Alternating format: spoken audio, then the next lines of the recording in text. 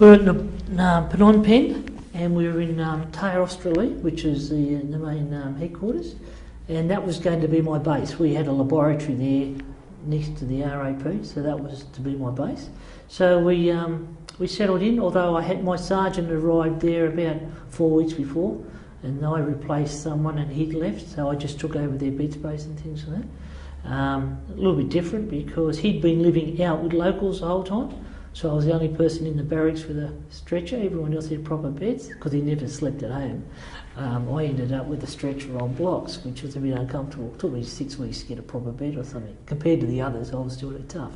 But then, and we had the 3-day orientation program where they you went through weapons, rules of the country, rules of engagement, how to settle yourself in with the locals. Can you remember any of that advice? How to settle in with the locals? Well, yeah, because they try to impress upon us that we were just visitors in the country and we shouldn't try and change their culture. So, and things about not showing the back of the hands or the front of the hands and not shaking hands because they don't accept it like we do, things like that. But that was the most important part, was that when we left them, we should actually leave them with their own culture intact and not try and put the Australian culture into their lifestyle. And I mean, even the barracks room, they weren't great. I still had a hoochie over my stretcher because there was holes in the roof. But at least it looked like it'd been there for a long time. So we hadn't tried to build something that looked Australian, so we left it sort of left behind. And I thought that was impressive, that at least Australia was sensitive to that. So that 3 days went pretty quick.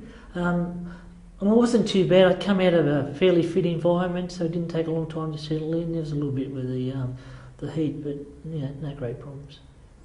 From the technical side, obviously areas that are working for malaria research. Now, our job was to protect the troops.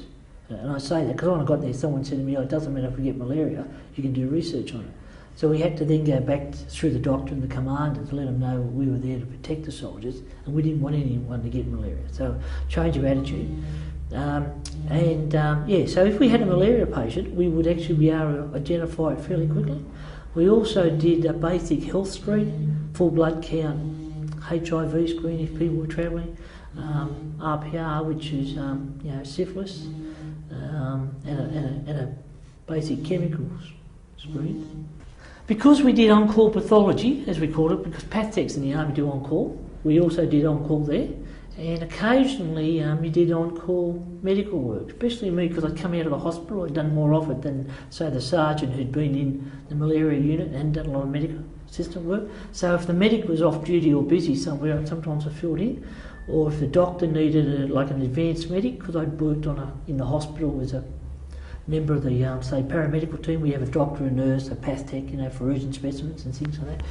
And so there was the occasional patient where I actually just worked with the doc, did all the blood screens, and maybe gave her a hand putting in IVs.